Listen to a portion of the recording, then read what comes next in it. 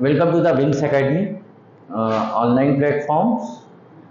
Today I will started the chapters of class 10th life process. जैसा कि बच्चों आप लोग जानते हो कि विंग्स एकेडमी इस अलीगढ़ के अंदर जितना फाउंडेशन एंड नीट की पर्पज़ से और आईआईटी एग्ज़ाम्स के वजह से फ्लोरिश हो रही है, अब हम लोग धीरे धीरे अपने तरक्की की तरफ बढ़ते हुए अब हम लोग ऑनलाइन प्लेटफॉर्म की स्टार्टिंग कर रहे हैं। ठीक है, ऑनलाइन प्लेटफॉर्म में हम board plus 11th entrance exams के स्टूडेंट्स को प्रिपेयर कराते हैं। आज हम जो यहाँ पर आए हैं उनका बेसिक मकसद है कि बच्चों को ऑनलाइन के ज़रिए ये अवेयर कराना कि ज़्यादा से ज़्यादा तादाद में आप विंग्स एकेडमी को ज्वाइन करें। जो बच्चे हमारी कोचिंग इंस्टीट्यूट नहीं आ पा रहे हैं वो ऑनलाइन पर्पज़ से ऑनलाइन के थ्रू आप अपने सब्जेक्ट को अच्छे से मजबूत करिए और गुड एक्सीलेंट टीचर की तरह। जैसे कि मैं अपना इंट्रोडक्शन है, मेरा नाम मोहम्मद गुफरान खान है, अंदर faculty of biology of wings academy. तो आज हम टेंथ साइंस का सब सब्जेक्ट का बायोलॉजी का पहला चैप्टर स्टार्ट करेंगे जिसे आप लाइफ प्रोसेस के नाम से। बच्चों आप सभी को कैसे हैं? उम्मीद होगा कि आप लोग बहुत सेहतमंद होंगे, अच्छे होंगे और अच्छे से मेहनत कर रहे होंगे। आज मैं मोहम्मद गुफरान खान विंग्स एकेडमी की तरफ से पहले चैप्टर को यहाँ पर रिकॉर्डिंग में लेकर आ रहा हूँ। ठीक है, और वो क्लास 10 का होगा और चैप्टर का नाम है बायोलॉजी और चैप्टर का नाम है लाइफ प्रोसेस और सब सब्जेक्ट है बायोलॉजी और मेजर सब्जेक्ट जो माना जाता है 10th स्टैंडर्ड तक वो साइंस माना जाता है। ठीक है, तो चलिए बच्चों आज हम बेहतर से बेहतर आपको कंटेंट देने की कोशिश करेंगे और आज विंग्स एकेडमी की तरफ से पहले chapter 10th board plus 11th entrance examination के लिए रिलीज कराते हैं। ठीक है, देखिए तो चैप्टर नंबर 1 जो है वो है आपका लाइफ प्रोसेसेस। क्या है बच्चा? Life processes. ठीक है, समझना, ये है चैप्टर नंबर 1। ठीक है, ठीक। और लाइफ प्रोसेसेस किसे कहा जाता है ये अपने आप में इंपॉर्टेंट है। अगर हम लाइफ प्रोसेस को देखें तो बच्चों आप लोग जानते हो जितने भी लिविंग बीइंग हैं उनकी बॉडी के अंदर कई सारे प्रोसेसेस चलते रहते हैं जिससे उनकी लाइफ जो है वो सस्टेन होती है और ऐसे प्रोसेसेस को हम लाइफ प्रोसेस कहते हैं। सिंपल डिफिनीशन अगर लिखें तो इसकी हम इस तरह से बोल सकते हैं कि the different types of processes that involve for the sustaining of the life and of an organism that is called life processes। okay, तो अगर हम लाइफ प्रोसेस को देखें तो इसे इस तरह से देख सकते हो कि मान लीजिए कि कोई लिविंग ऑर्गेनिज्म की बॉडी है जिसके अंदर तमाम तरह के लाइफ प्रोसेसेस चल रहे होते हैं। क्या चल रहे होते हैं बेटा? Life processes. ओके, जिसमें से जो पहला प्रोसेस है आपके कंटेंट ऑफ टेक्स्ट बुक के एनसीईआरटी के अकॉर्डिंग उसके अंदर है the first process involve is nutrition. क्या कहलाता है बच्चा? ये न्यूट्रिशन कहलाता है। Okay, and the second process in living organism there is the involuntary. This is different types of involuntary reaction और different types of chemical reaction that will be occurs in the living being। okay, and some of the all chemical reaction is called metabolism। okay, and the second most important process is called metabolism। क्या कहलाता है बच्चा? इसे metabolism के नाम से पुकारते हैं। ओके, मेटाबॉलिज्म की अगर बात करें तो मेटाबॉलिज्म एक इनवॉलेंट्री केमिकल रिएक्शन है जो हर लिविंग बीइंग की बॉडी के अंदर चला करता है। तो मेटाबॉलिज्म बेसिक तौर पर अगर देखा जाए तो बच्चा दो तरीके से हो जाता है। वो देखिए, it is 2 types. Okay, one is known as जिसके ऐसी रिएक्शन जिसमें एडिशन ऑफ रिएक्शन होती है उसे हम एनाबॉलिज्म्स कहते हैं। क्या कहते हैं बच्चा? That is called the anabolisms. क्या कहलाता है बच्चा? इसे एनाबॉलिज्म कहते हैं। और वो रिएक्शन जिसके अंदर कॉम्प्लेक्स मटेरियल ब्रेक होकर सिंपलर मटेरियल का फॉर्मेशन करता है और एनर्जी रिलीज हो जाती है, ऐसी मेटाबॉलिक रिएक्शन को हम कैटाबॉलिज्म्स कहते हैं। Okay, that is called catabolisms. ठीक है, क्या कहलाता है बच्चों? इसे हम कैटाबॉलिज्म के नाम से पुकारते हैं। That is known as catabolism. Okay, इसके अंदर एग्जाम्पल लिखते हैं। अगर एग्जाम्पल लिखें तो एनाबॉलिज्म का एग्जाम्पल है बच्चों फोटोसिंथेसिस। ओके, एनाबॉलिज्म का जो एग्जाम्पल है वो है बच्चों फोटोसिंथेसिस। ओके, इसके अलावा अगर हम कैटाबॉलिज्म का एग्जाम्पल लिखते हैं तो कैटाबॉलिज्म के एग्जाम्पल में है बेटा respiration, very best example respiration को मान सकते हैं। The next example is respiration. ठीक है, अदर देन दिस, इसके अलावा बॉडी के अंदर और भी रिएक्शंस चलती हैं, उनको हम देखते हैं। जैसे कि इन्हीं के तहत अगर माने तो कई सारी रिएक्शन है, जैसे कि आप डाइजेशन की बात कर सकते हैं। किसकी बात कर सकते हैं बेटा? डाइजेशन। उसके बाद हम बात कर सकते हैं बच्चों रेस्पिरेशंस की बात कर सकते हैं, जो ऑलरेडी मेटाबॉलिज्म के अंदर दिया हुआ है, इसे हम टॉपिक वाइज अरेंज कर रहे हैं। ठीक है, उसके अलावा अब हम बात कर सकते हैं बेटा नेक्स्ट ट्रांसपोर्टेशन की बात कर सकते हैं। Next is called transportations. किसकी बात करते हैं बेटा? ट्रांसपोर्टेशन की बात करते हैं। ट्रांसपोर्टेशंस की बात के अलावा अगर हम नेक्स्ट टॉपिक की बात करें तो next is called excretions. Okay, removal of the waste. Okay, and at least and last okay हम बात करते हैं वो है रिप्रोडक्शंस। ठीक है, इसकी बात करेंगे बेटा, रिप्रोडक्शन की हम बात करते हैं। ठीक है, तो इस तरीके से जो है तमाम तरह की metabolic things that will be perform here, और these kind of a things that will be involve for the sustaining of the life. Okay, these kind of a processes for the sustaining of the life of any living organism, that is called life process. Okay, क्या कहलाता है बच्चा? इसे life process के नाम से जाना जाता है। अब इसके अंदर जो, जैसे कि आपने थंबनेल देखा होगा, उसके अंदर पहला जो टॉपिक लेते हैं बेटा वो लेते हैं यहाँ हम न्यूट्रिशन को। किसके लेंगे बेटा? न्यूट्रिशंस की हम बात कर रहे होते हैं यहाँ पर। तो ठीक है, चलिए अब हम यहाँ पर पहला जो एनसीईआरटी का टॉपिक है न्यूट्रिशंस, उसको स्टार्ट करते हैं। ठीक है, वो देखते हैं बेटा।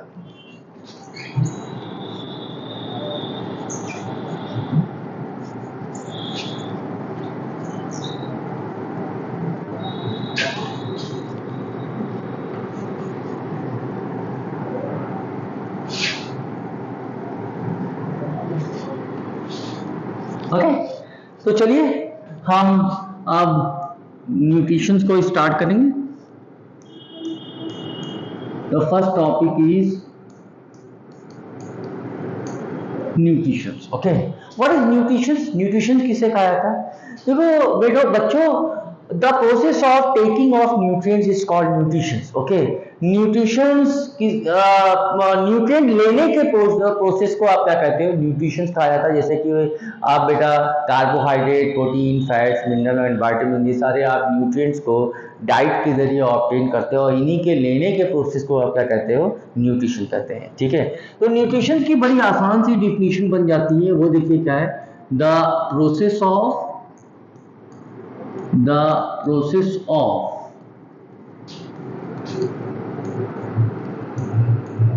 taking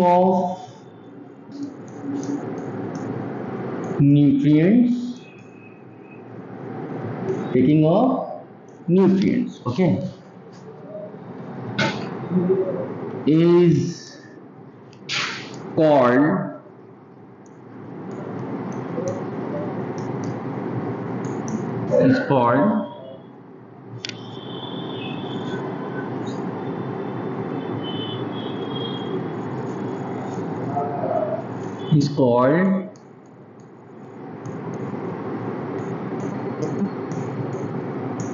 nutrition.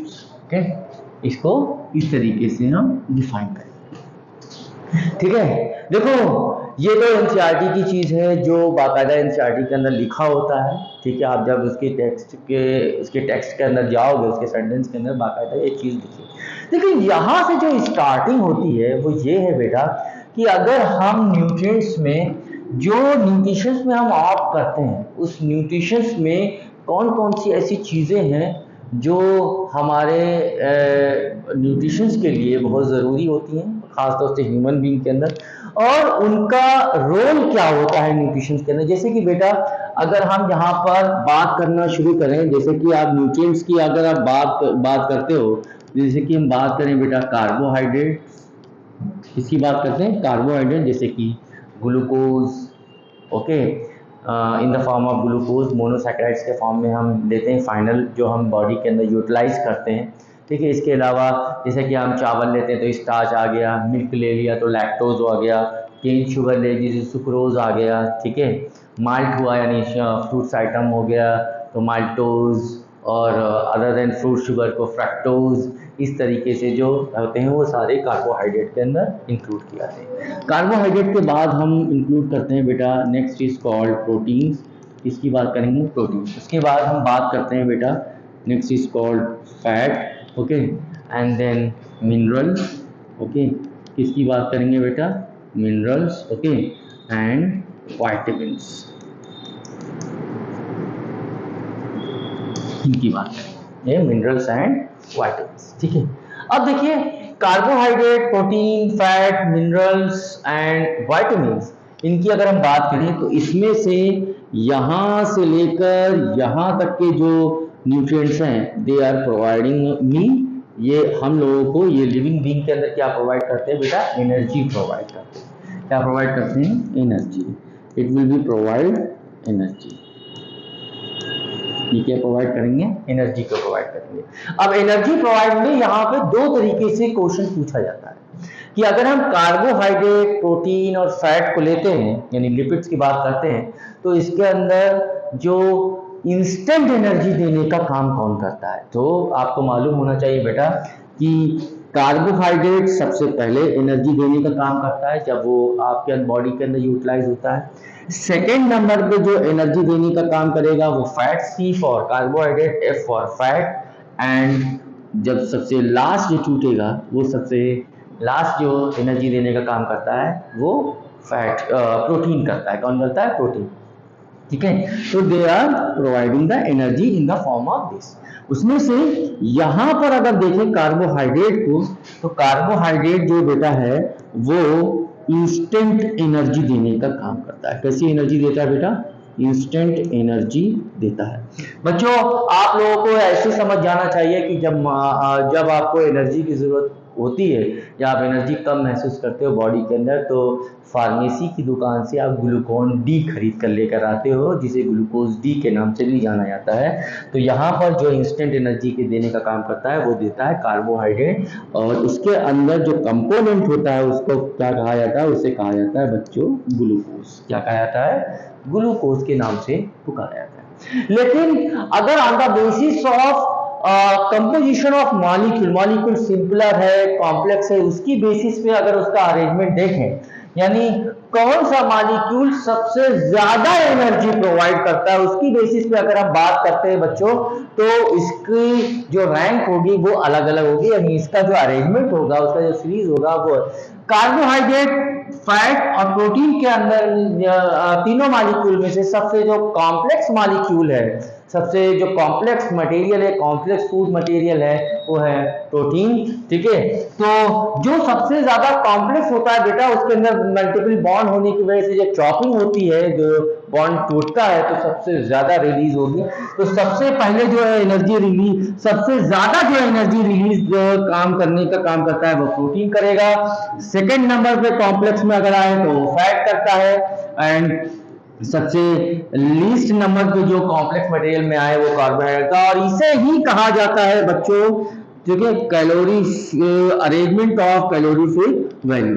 ठीक है, यानी हम कैलोरीफिक वैल्यू के हिसाब से देखें, ठीक है, कैलोरीफिक वैल्यू के हिसाब से अगर देखें तो इसका ये अरेंजमेंट होगा, यानी सबसे ज्यादा कॉम्प्लेक्स प्रोटीन है वो सबसे ज्यादा ब्रेक होकर एनर्जी देगा, उसके बाद फैट देगा, उसके सबसे कम जो एनर्जी देने का काम करेगा बट इंस्टेंट एनर्जी जो देने का काम करेगा वो करेगा carbohydrate. Okay, that is called calorie. यहाँ पर हम एक नोट पॉइंट मेंशन करते हैं बच्चों, बहुत छोटी सी एक बात बताते हैं।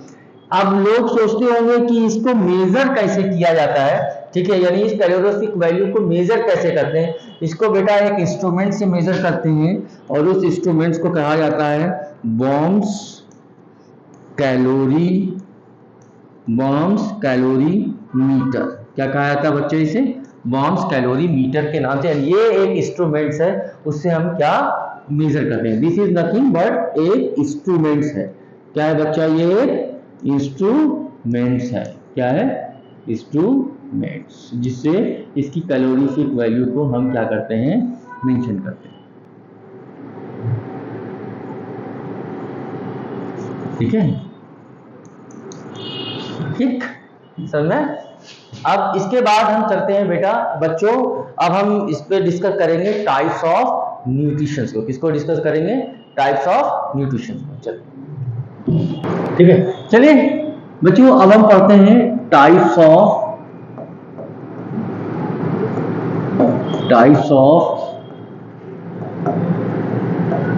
न्यूट्रिशन।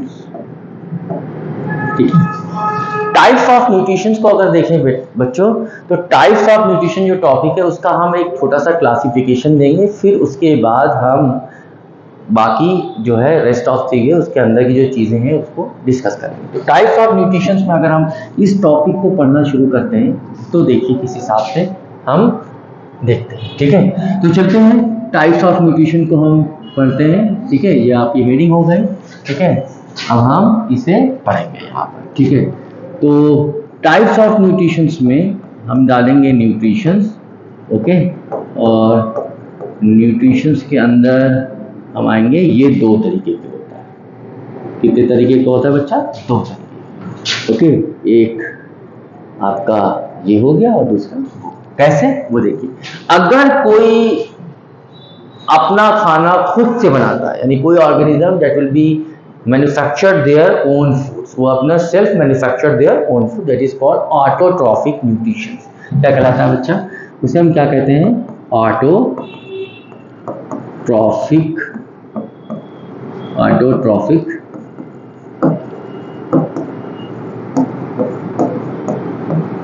न्यूट्रिशन। और जो फूड सोर्सेस के लिए यानी एनर्जी के लिए किसी दूसरे फूड आइटम पे डिपेंड होते हैं, उन्हें कहते हैं हेटेरोट्रॉफिक न्यूट्रिशन। ओके,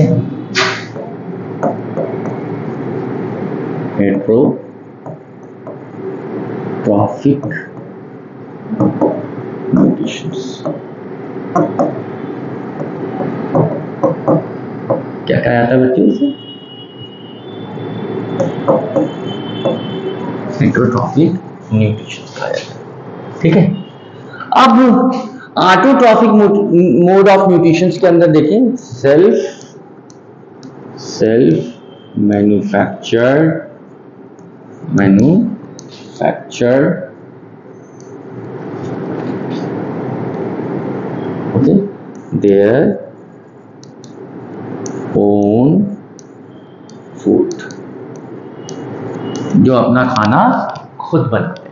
ओके, और यहां पर अगर देखेंगे, डिपेंड अपॉन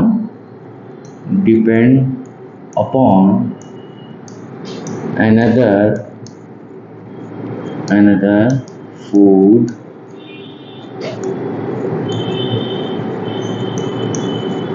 sources, ये दूसरे फूड सोर्सेस के ऊपर डिपेंड करते हैं। ठीक है, अब ऑटोट्रॉफिक मोड ऑफ न्यूट्रिशन में दो तरह के मोड ऑफ न्यूट्रिशन आते हैं।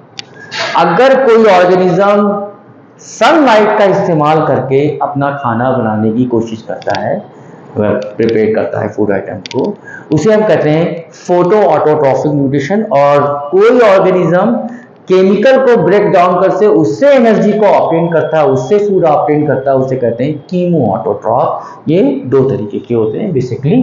तो अगर हम इसे देखें बच्चों, तो ये बेसिकली कितने तरीके के हो जाते हैं, ये इट इज 2 टाइप्स। कितने तरीके के होते हैं, वैसे 2 तरीके। ठीक है, वो अब हम देखें यहाँ पर इसको 2 तरीके से क्लासिफाइड कर सकते हैं, एक और एक।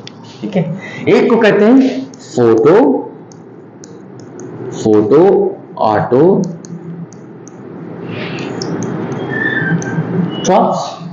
और दूसरे को कहते हैं बच्चा कीमो ऑटोट्रॉफ्स। ओके, ये 2 तरीके से होते हैं। एग्जाम्पल में आएंगे। ठीक है, तो एग्जाम्पल में आएगा बच्चा यहाँ पर ग्रीन प्लांट्स। ठीक है, ये फोटो ऑटोट्रॉफ्स में कंसीडर्ड होते हैं। कीमो ऑटोट्रॉफ्स की बात करें तो कीमो ऑटोट्रॉफ्स में जो एग्जाम्पल आएगा बच्चा, वो आएगा साइनो बैक्टीरिया।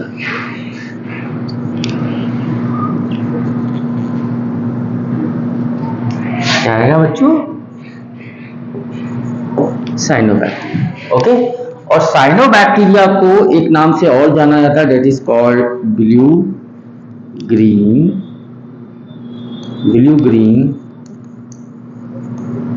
एल्गी। क्या कहता है? Blue green algae.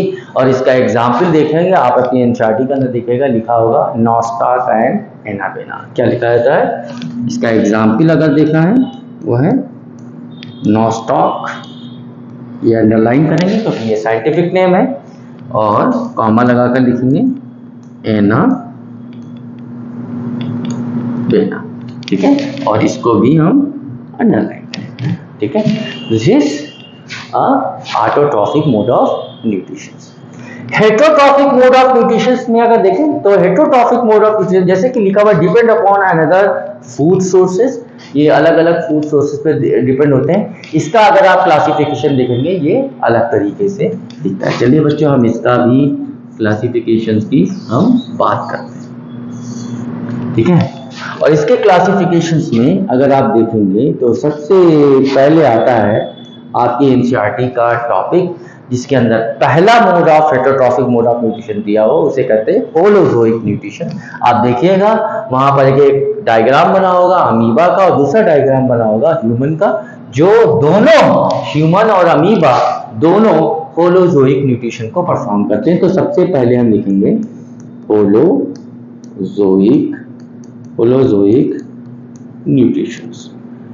किसकी बात करेंगे बच्चों? होलोजोइक न्यूट्रिशन की बात करेंगे। और होलोजोइक न्यूट्रिशंस का एग्जाम्पल होगा अमीबा, ठीक है, कॉमा ह्यूमन। ठीक है, ये दो एग्जाम्पल आपके आते हैं। उसके बाद जो दूसरा मोड ऑफ न्यूट्रिशन होगा, उस दूसरे मोड ऑफ न्यूट्रिशन को हम कहते हैं बेटा दैट इज कॉल्ड पैरासिटिक। क्या कहते हैं? Parasitic nutrition.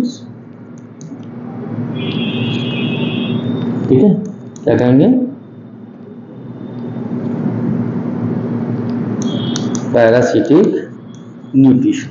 ओके, और पैरासिटिक न्यूट्रिशंस का जो एग्जाम्पल होगा बच्चा, वो दो तरह के, बल्कि दो या तीन तरीके की चीजें हम यहाँ पर बताएंगे। वैसे तो बहुत सारे एग्जाम्पल हैं। एक जो एनसीईआरटी का बहुत ही पॉपुलर एग्जाम्पल है उसे हम कहते हैं कसकुटा। क्या कहा जाता है?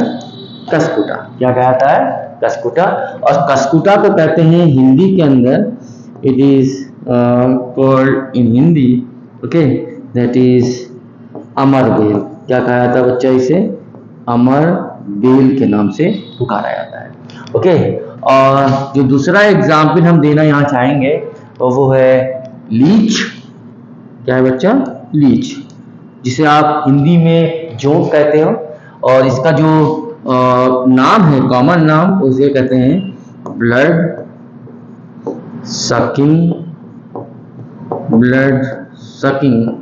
वर्म। क्या कहा जाता है बच्चे? ब्लड सकिंग वर्म के नाम से इसे पुकारते हो। ओके, इसके आगे अगर हम नेक्स्ट चलें तो नेक्स्ट में पैरासिटिक के बाद जो एग्जाम्पल आता है वो आता है आपका next, this is called saprophytic.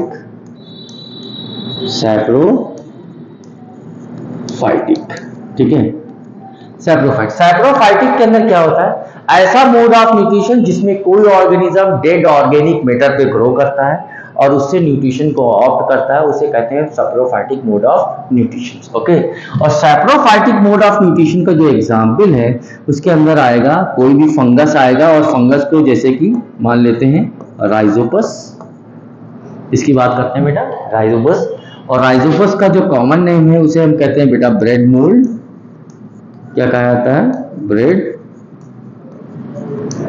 Mould, इस नाम से जाना जाता है बेटा इसे, ब्रेड मोल्ड के। और अब उसके बाद जो नेक्स्ट बात करते हैं वो है बेटा नेक्स्ट, जिसे हम कहते हैं सिम्बायोटिक।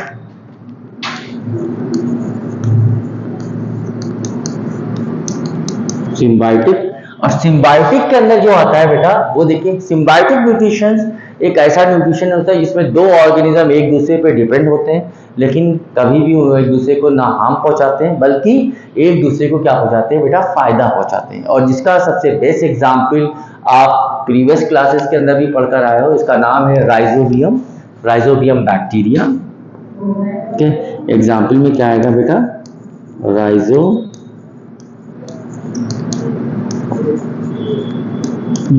बैक्टीरिया। ओके, ये राइजोबियम बैक्टीरिया जो है वो सिम्बायोटिक न्यूट्रिशन को करता है। ओके, तो ये थोड़ा सा classification of heterotrophic mode of nutrition है जो मैंने यहाँ पर एलोबरेट किया है। ओके, तो साइन कर समझा? ठीक है बेटा, अब हम स्टार्ट करेंगे जो पहला टॉपिक है ऑटोट्रॉफिक मोड ऑफ न्यूट्रिशन, इसके डिटेल्ड वे में बात करेंगे। ओके, चलिए बच्चों, अब हम ऑटोट्रॉफिक मोड ऑफ न्यूट्रिशन को बात करते हैं। ठीक है, नेक्स्ट इज, चलिए हम स्टार्ट करते हैं, it is called autotrophic nutrition के बारे में हम बात करेंगे।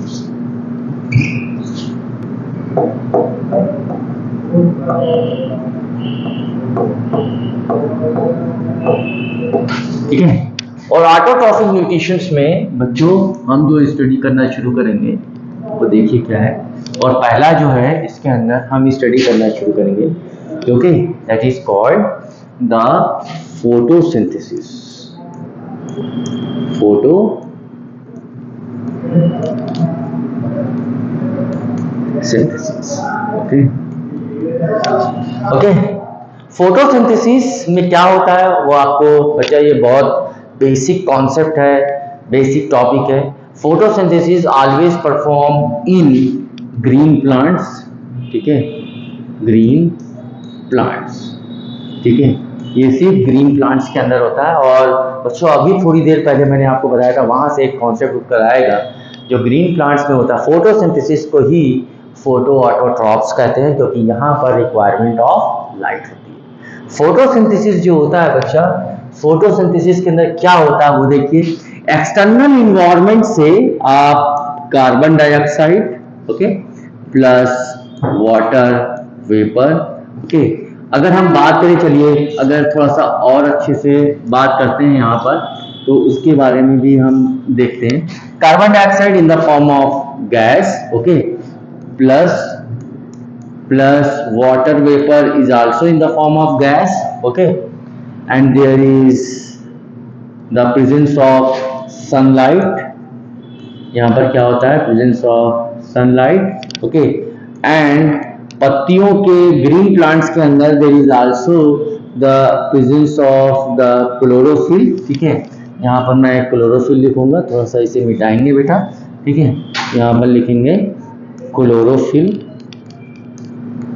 क्या लिखेंगे, क्लोरोफिल, ये ग्रीन पिगमेंट होता है। एंड ये जो सिंपलर मटेरियल है, carbohydrate and carbon dioxide and water vapour, ये जो है जुड़ जाएंगे आपस में या एडअप होकर ये कॉम्प्लेक्स मटेरियल का फॉर्मेशन करेंगे। और कॉम्प्लेक्स मटेरियल में जो यहाँ पर बनेगा, इस is the very important, okay, और इसे कहेंगे C6H12O6, that is called glucose.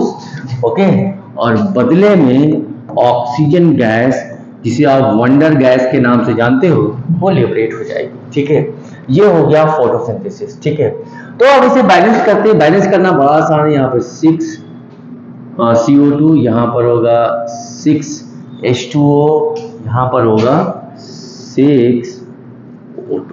Okay, ठीक, तो यहां पर अगर देखें आप तो एनर्जी कंजर्वेशन का भी कॉन्सेप्ट लगाया था कि लाइट एनर्जी, जो सनलाइट एनर्जी आ रही है, वो that will be converted by the green plants in the form of glucose. Okay, glucose is the chemicals and light energy is a radiant energy. यहां पर अगर फोटोसिंथेसिस में बात करें तो फोटोसिंथेसिस में अगर हम कॉन्सेप्ट यहाँ पर लेकर आए तो कुछ कॉम्पिटिटिव बताते हैं बच्चों।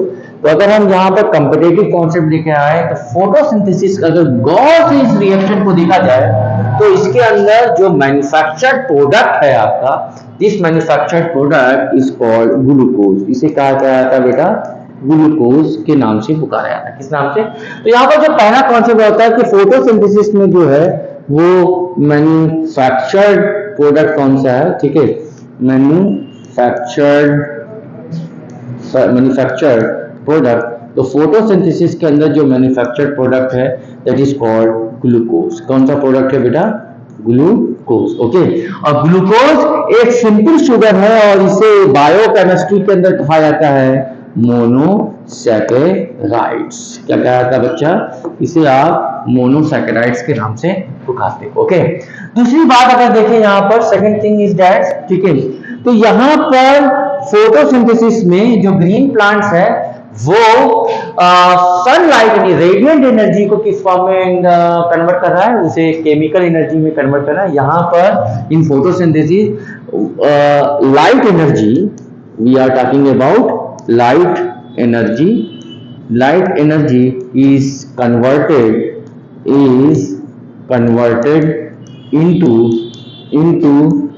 into chemical energy. Light energy किस में कन्वर्ट हो रही है बेटा? केमिकल एनर्जी में कन्वर्ट हो जा रही है, ठीक है। Light energy is converted into chemical energy. Okay, तीसरा अगर बेसिक कॉन्सेप्ट यहाँ पर देखें इस केमिकल रिएक्शंस के अकॉर्डिंग, तो फोटोसिंथेसिस जो है बेटा उसके अंदर एनर्जी जो है स्टोर हो रही है, एनर्जी जो मैन्युफैक्चर्ड हो रही है, एनर्जी मैन्युफैक्चर्ड हो रही है इन द फॉर्म ऑफ ग्लूकोज।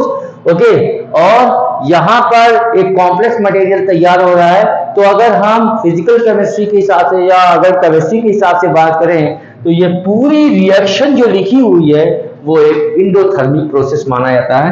तो फोटोसिंथेसिस कैसा प्रोसेस है बेटा? ये एक इंडोथर्मिक प्रोसेस माना जाता है। कैसा प्रोसेस माना जाता है बच्चा? ये एक इंडोथर्मिक प्रोसेस होता है। कैसा होता है? इंडोथर्मिक प्रोसेस माना जाता है, ठीक है। लाइट के एक्सपोज में प्लांट, ग्रीन प्लांट्स रहता है और जैसे जैसे green plants glucose surplus amounts में बनाता जाता है तो वो पत्तियों के अंदर स्टोर होता है। तो फोटोसिंथेसिस के बाद आफ्टर द फोटोसिंथेसिस जो स्टोर मटेरियल प्लांट्स के अंदर आता है वो आता है बेटा स्टार्च। क्या आता है बच्चा? स्टार्च। अब यहाँ पे कुछ कॉम्पिटिटिव सवाल है, ठीक है। यहाँ पर हम एक नोट पॉइंट लिखेंगे बेटा, वो एक बॉक्स के अंदर, इस बॉक्स के अंदर लिखेंगे।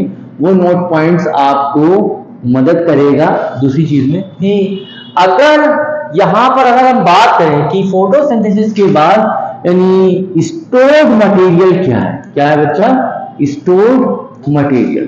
तो स्टोर्ड मटेरियल जो यहाँ पर मिलकर आता है वो स्टोर्ड मटेरियल जो है दिस स्टोर्ड मटेरियल। इस स्टोर्ड मटेरियल को क्या कहते हो? तो इस स्टोर्ड मटेरियल को बच्चों हम स्टार्च के नाम से जानते हैं। क्या नाम है बच्चा? स्टार्च। क्या है? स्टार्च, ठीक है। बच्चों कंपटीशन के अंदर जो सवाल आता है वो कभी कभी ये आता है कि फोटोसिंथेसिस के दौरान, ड्यूरिंग फोटोसिंथेसिस मैन्युफैक्चर्ड प्रोडक्ट कैसा है? ग्लूकोज ना लिख कर आएगा तो मोनोसैकेराइड लिख कर आएगा, ठीक है। और स्टोर्ड मटेरियल कौन सा है? Okay, we are talking about stored material. इसे सही कर लेते हैं स्टूडेंट्स, ठीक है। स्टोर्ड मटेरियल, ठीक है। अगर हम स्टोर्ड मटेरियल्स की बात करते हैं तो स्टोर्ड मटेरियल क्या हो जाएगा बच्चों? स्टार्च हो जाएगा। क्या हो जाएगा? स्टार्च, ठीक है। और ये जो स्टार्च लिखा हुआ है यहाँ पर, we are talking about starch, ठीक है। यहाँ पर जो स्टार्च लिखा हुआ है ये स्टार्च, इसे सही कर लीजिएगा। स्टार्च जो है वो एक पॉलीसैकेराइड्स है। क्या है बच्चा? पॉलीसैकेराइड। क्या है? पॉलीसैकेराइड्स है, ठीक है। ये एक बॉक्स के अंदर आप बंद करेंगे, ठीक है। ये आपका क्या है बच्चों? ये आपका नोट पॉइंट है। क्या है? Note point. This is note point. ये क्या है बच्चा? आपको नोट पॉइंट्स है और इस नोट पॉइंट्स को आप जो है यहाँ पर पढ़ेंगे, ठीक है। This is note point, okay, ठीक। तो this is all about the photosynthesis, ठीक है। तो आपको दो बातें पता चली, फोटोसिंथेसिस के अंदर स्टोर्ड मटेरियल कौन सा है? स्टार्च। फोटोसिंथेसिस के अंदर मैन्युफैक्चर्ड मटेरियल कौन सा है? ग्लूकोज। फोटोसिंथेसिस कैसा प्रोसेस है? एक इंडोथर्मिक प्रोसेस, यहाँ पे एनर्जी स्टोर होती है। दूसरी चीज ये फोटोसिंथेसिस में जो लाइट एनर्जी है वो किस में कन्वर्ट हो जाती है बेटा? Chemical energy, okay. अब अगर आगे चले कुछ कम्पिटेटिव पॉइंट ऑफ व्यू से वो हम आपको दिखाते हैं, ठीक है। तो कुछ कॉम्पिटेटिव अगर हम बात करें, यानी कुछ बोर्ड प्लस कॉम्पिटेटिव की बात करें, तो अगर कभी आपके पास एक सवाल आए कि what is the source of oxygen during photosynthesis reaction, okay, source of oxygen क्या होगा फोटोसिंथेसिस में। तो सोर्स ऑफ ऑक्सीजन की अगर बात करें, तो अगर हम फोटोसिंथेसिस में सोर्स ऑफ ऑक्सीजन की बात करते हैं, किसकी बात करते हैं बेटा, ऑक्सीजन की, इसकी बात करें during photosynthesis reaction. Photosynthesis reaction के अंदर सोर्स ऑफ ऑक्सीजन क्या है, तो सोर्स ऑफ ऑक्सीजन जो है बेटा वो है वाटर। क्या आंसर क्या होगा इसका, वाटर, क्या होगा, वाटर, ठीक है। अगर दूसरा सवाल पूछा जाए कि what is the source of glucose molecule in photosynthesis reaction, तो सोर्स ऑफ ग्लूकोज मॉलिक्यूल क्या होगा, source of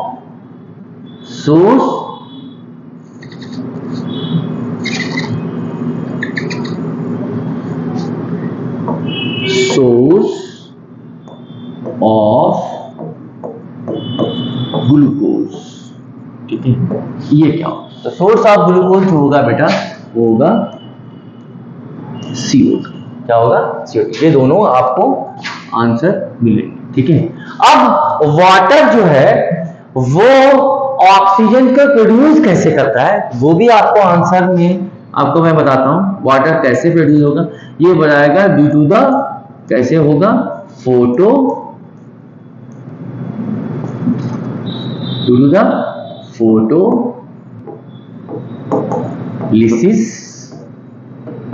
photolysis of water, कैसा होगा बेटा, फोटोलिसिस ऑफ वाटर। और फोटोलिसिस ऑफ वाटर किस तरीके से होता है वो देखिए बच्चों, मान लीजिए एक वाटर मॉलिक्यूल है, ठीक है, ये इसकी फोटोलाइसिस होती है, यानी लाइट के प्रेजेंस में ये ब्रेक होता है, ठीक है। तो यहाँ पर H प्लस आयन आएगा plus OH minus ion plus यहाँ पर हाफ O2 मॉलिक्यूल रिलीज हो जाएगा, ठीक है। तो मैं क्या रिलीज रहेगा बेटा, half O2 molecule that will be release here, ठीक है। अगर इसे आप 2H2O कर लेंगे तो 2 दूना 4, तो यहाँ पर आ जाएगा बेटा आपका 2H प्लस, ठीक है, और यहाँ पर 2 इलेक्ट्रॉन जो है वो और रिमूव हो जाएंगे। This is called photolysis of water, ठीक है, इसे आप कहते हो फोटोलिसिस ऑफ वाटर। अब यहाँ पर आप देखिए कि ये बैलेंस करते रहेंगे बाद में, अभी टाइम नहीं है, लेकिन यहाँ पर देखिए ऑक्सीजन मॉलिक्यूल रिलीज हो रही है, इसलिए सोर्स ऑफ ऑक्सीजन जो लिखा जाता है वो सोर्स ऑफ ऑक्सीजन क्या लिखा जाता है, that is water, okay, source of oxygen क्या होगा, वाटर होगा, ठीक है। चलिए नेक्स्ट आगे चलते हैं, ठीक है। समझ में, दूसरी बात ये है कि अगर कोई plant, green plant photosynthesis reactions को परफॉर्म कर रहा है, तो वो अपने अंदर जब स्टार्च मटेरियल को स्टोर करता है, तो कैसे चेक करोगे कि कोई प्लांट ने फोटोसिंथेसिस परफॉर्म किया है या नहीं किया, तो इसकी दो तरीके से चीजें हैं, इसको दो तरीके से देख सकते हो। वो क्या कहते हैं, जैसे कि अगर हम दो तरीके की पत्तियां बनी हुई हैं आपकी एनसीईआरटी के अंदर, वो एनसीईआरटी के अंदर दो पत्तियां ये हैं कि एक प्योर ग्रीन लीफ बनी हुई होती है इस तरीके से, अगर हम बात करें बच्चों तो इस तरीके से एक प्योर ग्रीन लीफ बनी होती है। यहाँ पर हम एक पत्ती बनाएंगे, ये सपोज डेट्स ये एक लीफ बनी हुई है और इस लीफ को कहते हैं प्योर ग्रीन लीफ। क्या कहते हैं बच्चा, this is called pure green leaf, okay. और जो दूसरी लीफ बनी हुई है आपकी एनसीईआरटी के अंदर, उस लीफ को भी हम बनाएंगे बच्चों। यहाँ पर वो देखिए क्या है, इस तरीके से एक पत्ती बनी होगी जिसके अंदर इस तरह से पैचेस दिखाए गए होंगे, लाइक दिस, इस तरीके से छोटे छोटे पैचेस दिखाए गए होंगे, ठीक है, समझना है। तो ये प्योर ग्रीन है, ये पत्ती जो कहलाती है इसे कहते हैं partially green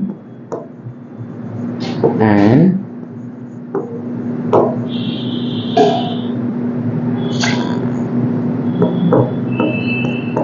white, partially green and white.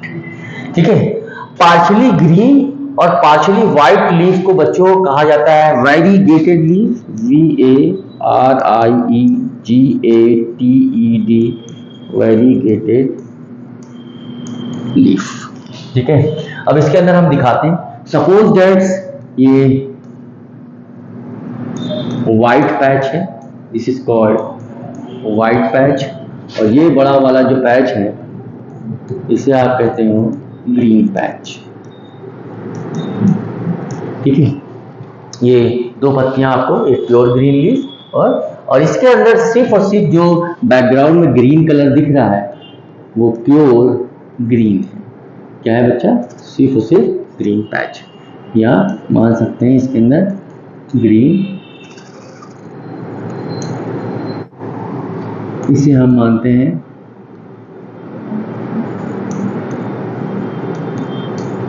Green patch. Okay, समझ में? इस तरीके से। ठीक है, अब हम क्या करेंगे, इनको टेस्ट करेंगे। टेस्ट कैसे करते हैं बच्चों वो दिखाते हैं हम आपको। ठीक है, टेस्ट करने के क्या करेंगे हम, एक बीकर लेंगे, बल्कि दो बीकर लेंगे। मान लीजिए एक बीकर ये ले लिया हमने, सीधा बीकर नंबर 1। ओके, और एक बीकर ये ले लिया, this is the beaker number 2। ठीक है, इसके अंदर हम रख देंगे इस तरीके से, ये मैंने रख दिया ग्रीन लीफ, और बच्चों इसके अंदर हमने रख दिया पार्शियल ग्रीन पार्शियल वाइट, या हम इसे डायरेक्ट लिख सकते हैं। कैसे लिख सकते हैं वो देखिए, वैरीगेटेड लीफ। ठीक है, और इसके अंदर मैंने इस तरीके से फिलअप कर दिया, एक में अल्कोहल फिलअप कर दिया। क्या फिल कर दिया बेटा? इसके अंदर मैंने, और इसके नीचे मैंने कोई, मान लीजिए मैंने यहाँ पर स्पिट लैंप ले लिया इस तरीके से,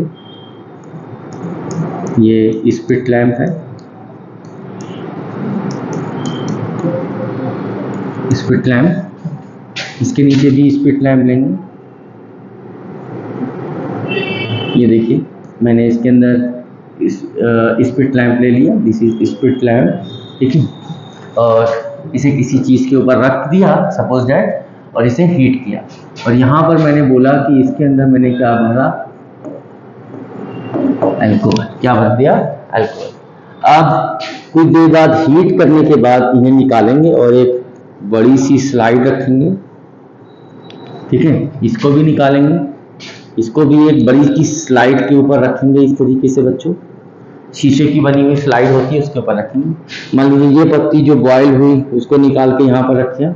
ठीक है, ये देखिए ये एक पत्ती मैंने निकाल के रख दी, और यहाँ पर ये जो वैरीगेटेड लीफ थी उसे मैंने निकाल के यहाँ पर रख दिया इस तरीके से।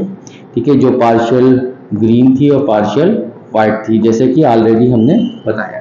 ठीक है, और जब इसके ऊपर हम, इन दोनों के ऊपर हम I2 सॉल्यूशंस को डालते हैं। ठीक है, I2 सॉल्यूशंस, यहाँ पर जो सॉल्यूशंस हम डालेंगे, दिस इज, ये जो सॉल्यूशंस है, this solution is called I2 solutions. I2 का मतलब होता है बच्चों आयोडीन सॉल्यूशंस। ठीक है, और इसके ऊपर भी हम ड्रॉपर से I2 सॉल्यूशंस को डालेंगे। ठीक है, ये एक ड्रॉपर मैंने बनाया है यहाँ पर, दिस इज द ड्रॉपर, और यहाँ पर भी मैंने क्या किया, I2 सॉल्यूशंस को डाला, यहाँ पर भी मैंने I2 सॉल्यूशंस को डाला। ठीक है, देखिए बच्चा सेकंड वाली जो आपका एक्सपेरिमेंट है यहाँ पर, जिसके अंदर partial green partial white leaf यानी वैरीगेटेड लीफ है, इसके अंदर जो वाइटिश पोर्शन है वो स्टार्च को स्टोर नहीं करेगा। जो ग्रीनिश पोर्शन है जिसके पास क्लोरोफिल है वो स्टार्च को स्टोर करेगा। तो जितना भी ये ग्रीन पोर्शन है, ये वाला जो पोर्शन जो मैं व्हाइट से कलर कर रहा हूँ, यानी ये वाला, ठीक है, ये पोर्शन जो मैं दिखा रहा हूँ, ये सारा portion that will B show the blue black colour. एक ऐसा कलर देगा बच्चा, ब्लू ब्लैक कलर देगा, ठीक है समझना। लेकिन यहाँ पर जो पूरी पत्ती है यानी होल लीफ, ठीक है, कैसी लीफ बेटा, होल लीफ, ठीक है, यहाँ पर जो पूरी पत्ती है,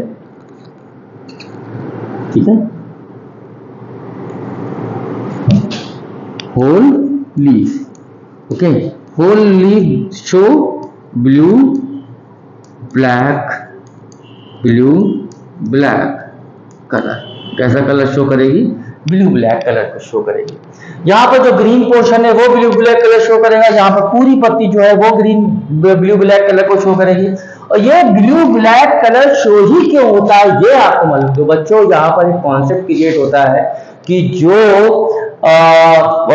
portion of leaf, green portion of leaf जो है वो फोटोसिंथेसिस रिएक्शन को परफॉर्म करेगा और अपने अंदर क्या स्टोर करेगा, स्टार्च। ओके, तो ये ब्लू ब्लैक कलर होता है that will be due to the starch, ठीक है, किसकी वजह से, स्टार्च। इससे ये पता लगता है, ठीक है, कि पत्तियों का जो ग्रीन पोर्शन है वो फोटोसिंथेसिस रिएक्शन को परफॉर्म करता है, क्योंकि उसके अंदर क्लोरोफिल होता है यानी ग्रीन पिगमेंट होता है, और जो व्हाइट पोर्शन होता है उसके अंदर ल्यूकोप्लास्ट होता है यानी व्हाइट पोर्शन है यानी कलरलेस होता है, इसके अंदर ग्रीन पोर्शन नहीं होता, इसलिए वो फोटोसिंथेसिस को परफॉर्म नहीं करता। तो this is all about the autotrophic mode of nutrition topic. उसके अंदर जो टॉपिक है फोटो ऑटोट्रॉफ यानी फोटोसिंथेसिस। ओके, अब हम बात करेंगे बेटा हेटरोट्रॉफिक मोड ऑफ न्यूट्रिशन की, ठीक है, इसकी बात करेंगे हेटरोट्रॉफिक मोड ऑफ न्यूट्रिशन। तो अब हम बात करते हैं बच्चों, this is all about heterotrophic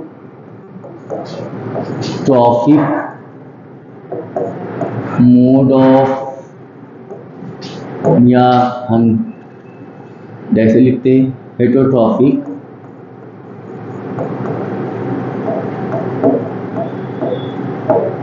nutrition की बात करेंगे, हेटरोट्रॉफिक न्यूट्रिशन।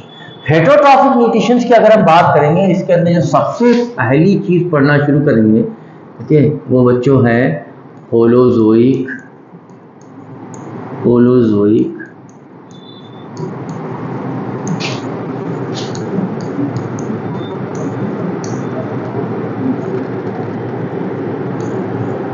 न्यूट्रिशन। इसकी बात करेंगे होलोजोइक न्यूट्रिशन।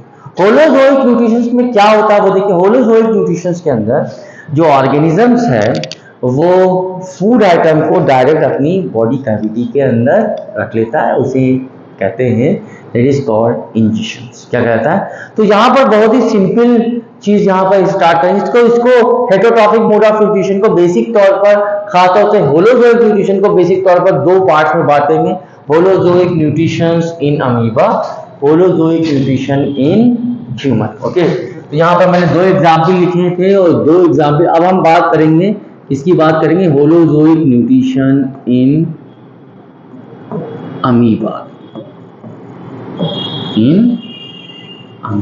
ठीक है, जो आपके एनसीईआरटी के अंदर डायग्राम बना। तो holozoic nutrition in amoeba, suppose amoeba जो है बेटा वो एक इर्रेगुलर शेप ऑर्गेनिज्म माना जाता है, ठीक है, suppose that this is the amoeba, और अमीबा जो है वो एक इर्रेगुलर शेप ऑर्गेनिज्म है जिसका कोई फिक्स्ड शेप नहीं होता, ठीक है। और अगर हम इसमें देखें तो इसके अंदर जो इस तरह के मटेरियल भरा होता है, इस मटेरियल को हम साइटोप्लाज्म कहते हैं। क्या कहते हैं बच्चों, दिस इज कॉल्ड साइटोप्लाज्म। इसे अब क्या कहा था, देखिए फिगर तो मालूम होना चाहिए और लेबलिंग भी मालूम होना चाहिए बच्चों, ये इंपॉर्टेंट, इसे साइटोप्लाज्म कहते हैं। और जो सेंट्रल के अंदर राउंड शेप स्ट्रक्चर है उसे आप न्यूक्लियस कहते हो, ओके। और ये जो है दिस इज कॉल्ड स्यूडोपोडिया। क्या कहलाता है, इसे स्यूडोपोडिया कहते हैं। And this is also called false feet.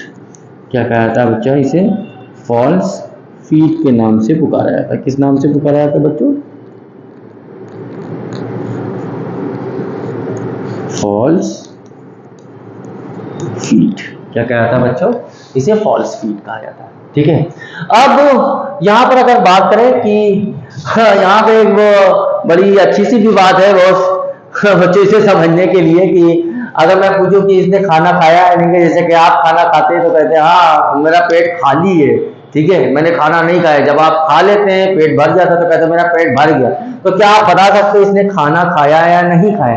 कैसे पहचानोगे? क्योंकि इसके पास फूड वैक्यूल नहीं है, इसने अभी खाना नहीं खाया है। ठीक है, अब देखिए बच्चों, अगर ये अमीबा ये फूड पार्टिकल के कांटेक्ट में आता है, okay, it will be comes in the contact of the food particles. Okay, ये सपोज दैट ये फूड पार्टिकल के कांटेक्ट में इस तरह से आता है, ठीक है, तो this is called food particle. इसे क्या कहा जाता है? इसे फूड पार्टिकल के नाम से पुकारा जाता है। ठीक है, ये फूड पार्टिकल। अब मान लीजिए इसके कांटेक्ट में अमीबा आता है, तो जब अमीबा इसके कांटेक्ट में आएगा, ठीक है, ओके, समझ में, मान लीजिए ये इसके कांटेक्ट में आता है तो amoeba that will B change its shape, ये अपने चेंज को, इस शेप को इस तरीके से क्या करेगा? चेंज करेगा। ठीक है, दूसरी तरीके अच्छे से डायग्राम बना देते हैं बच्चों वो आपके समझने के लिए।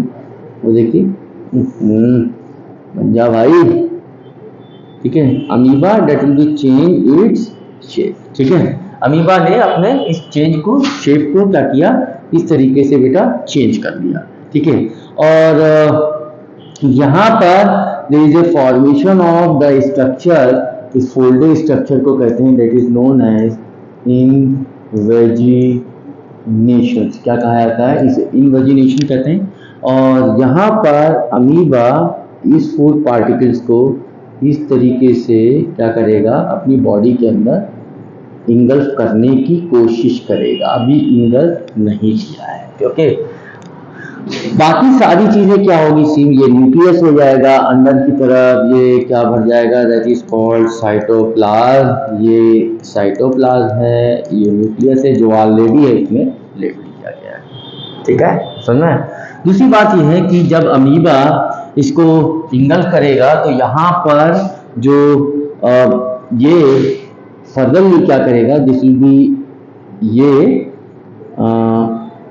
आगे की तरफ अगर हम बात करें तो इट विल बी, ठीक है, it will be taken the food into body. ये अपनी बॉडी के अंदर फूड को क्या करेगा? टेक कर लेगा।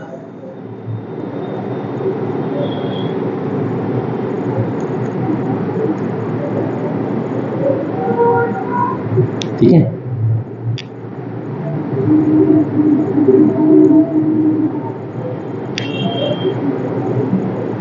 अब ये फूड मॉलिक्यूल इसके अंदर,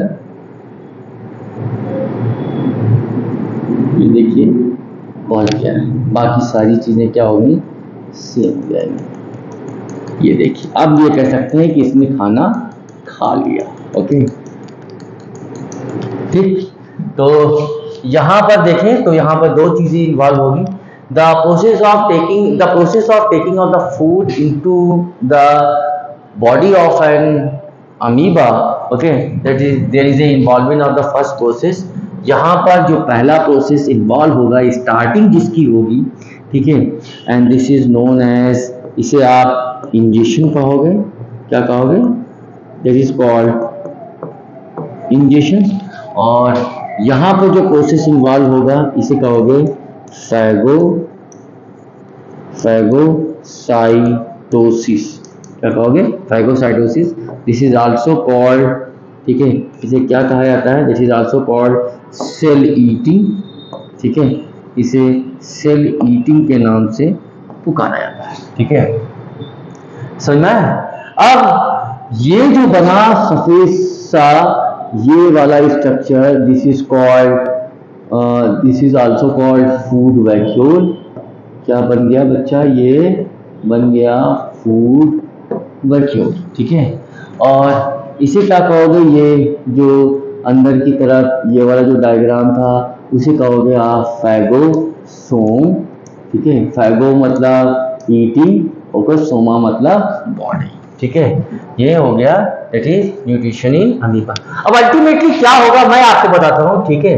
इस फाइगोसाइटोसिस और इंडोसाइटोसिस के अंदर जो फूड वैक्यूल है, वो फूड वैक्यूल के अंदर there is a releasing of the enzyme. इसको थोड़ा सा और मॉडिफाइड करते हैं कि यहाँ पर there is a releasing of enzyme. यहाँ पर क्या रिलीज होगा बेटा, एंजाइम रिलीज होगा, ठीक है। और ये एंजाइम क्या करेगा कि ये जो फूड वैक्यूल है, सुना है, इसको छोटे छोटे पार्टिकल में तोड़ डालेगा, यानी इस फूड को जो इंगल्फ किया था उसे छोटे छोटे बारीक बारीक पार्टिकल में तोड़ेगा। एंड यहाँ पर जो प्रोसेस इन्वॉल्व होगा, this process is known as digestion. क्या कहलाता है बच्चा, इसे आप digestion, this is known as digestion. यहाँ लिखता हूँ बच्चों, उधर थोड़ा सा जगह नहीं है, यहाँ लिखता हूँ that is known as digestion. इसे क्या कहते हैं बेटा, डाइजेशन कहते हैं। And this is all about the holozoic nutrition in amoeba, ठीक है। होलोजोइक न्यूट्रिशन जो है अमीबा के अंदर इस तरीके से परफॉर्म होता है on the basis of diagram, okay. Diagram की बेसिस पे होलोजोइक न्यूट्रिशन इन अमीबा इस तरह से परफॉर्म होता है, ठीक।